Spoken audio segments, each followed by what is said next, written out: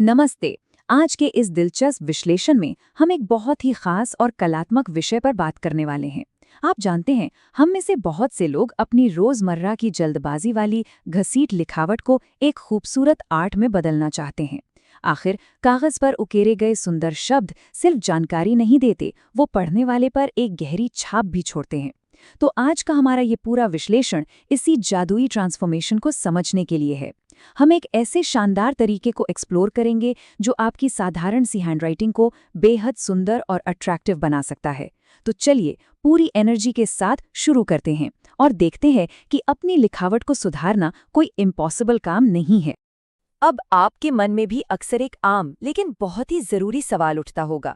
सवाल ये कि भाई अपनी या अपने बच्चों की हैंडराइटिंग को आखिर सुधारा कैसे जाए। सच कहूं तो ये एक ऐसा सवाल है जिसने कभी ना कभी हम सबको परेशान जरूर किया है। तो चलिए सीधे मुद्दे पर आते हैं और उस सटीक समाधान को सामने लाते हैं जो इस प्रॉब्लम को हमेशा के लिए सॉल्व कर सकता है।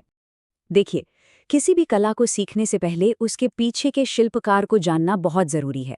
आज हम जिस तरीके की बात कर रहे हैं वो कोई आम सलाह नहीं है। ये एक मास्टर क्लास है जो डॉक्टर कुमारेंद्र सिंह सेंगर की फिलॉसफी पर आधारित है। डॉक्टर सेंगर एक बहुत ही जाने माने हिंदी प्राध्यापक, साहित्यकार और लेखक हैं। इसके साथ ही वो कैलीग्राफी के क्षेत्र में पूरी तरह से पारंगत हैं और लोगों को सुंदर हस्तलिपि के लिए बहुत मदद भी करते हैं। मतलब आप समझ लीजिए कि हम एक ऐसे एक्सपर्ट से सीख रहे हैं जिन्होंने भाषा और कला दोनों की गहराइयों को बहुत करीब से छुआ है। अब लिखावट सुधारने की इस जर्नी में हमारी सबसे पहली और शायद सबसे बड़ी रुकावट हमारी आज की लाइफस्टाइल ही है। आप मोबाइल, कंप्यूटर या लैपटॉप पर धड़ाधड़ टाइप करते हुए, भले ही आजकल हमारे सारे काम टाइपिंग से हो जाते हैं, लेकिन अगर आपका गोल अपनी हैंडराइटिंग सुधारना है तो बॉस कुछ देर के लिए तो इस डिजिटल दुनिया से ब्रेक लेना ही पड़ेगा। सिर्फ कागज और कलम होते हैं। अपने कीबोर्ड पर भागने वाली उंगलियों को अब आराम से कलम पकड़ने की आदत जो डालनी है। तो सबसे जरूरी बात यह है कि जब आप कागज और कलम उठा ही चुके हैं तो प्रैक्टिस कैसे करें। इसके लिए आपको एक डेली रूटीन बनाना होगा। आपको रोजाना कम से कम 5 से 10 पेज लिखने की आदत डालनी है। हाँ, 5 से 10 पेज। और यहाँ सबसे मजेदार बात पता है क्या है? आप इन पेजों पर क्या लिख रहे हैं इसका लिटरली कोई मतलब नहीं है।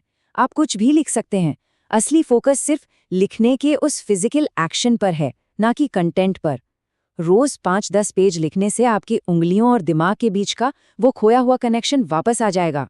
और इस पूरी प्रैक्टिस का सबसे अहम हिस्सा डॉक्टर सेंगर की इस एक बात में छिपा है। इसे बिल्कुल ध्यान से सुनिएगा। उनका कहना है कि ये काम बिल्कुल आराम से, बिना किसी हड़बड़ी के और बिना किसी जल्दबाजी के करना है।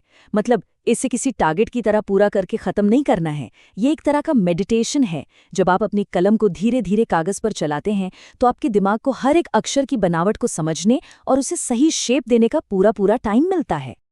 अब आप शायद सोच रहे होंगे कि यार शुरुआत में आखिर लिखें क्या?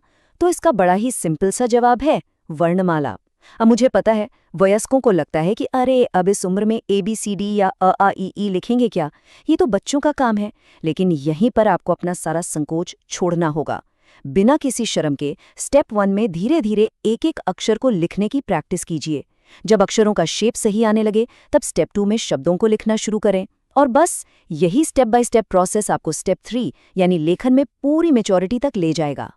एक और बहुत ही काम की टिप, प्रैक्टिस करने के लिए हमेशा वो भाषा चुनिए जो आपको सबसे ज्यादा नेचुरल और सहज लगे। चाहे वो हिंदी हो या अंग्रेजी, चॉइस पूरी तरह से आपकी है।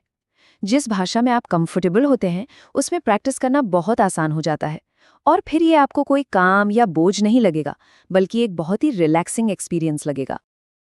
देखिए, आज की टेक्नोलॉजी ने हमें हर चीज तुरंत पाने की आदत डाल दी है ना?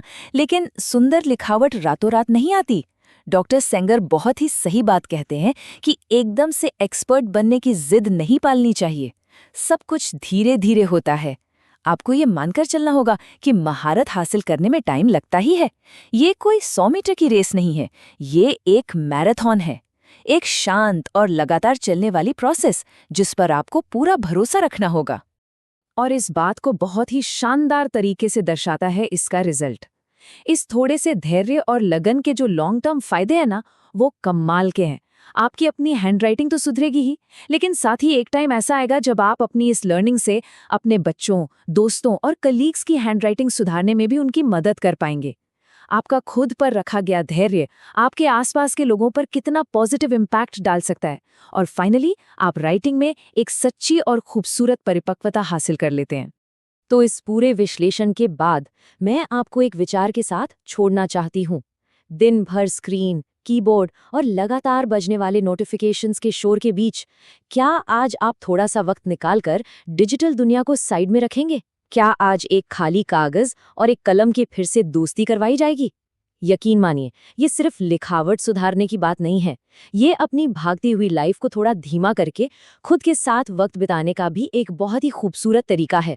तो सोचिएगा जरूर और आज ही से शुरू कीजिए।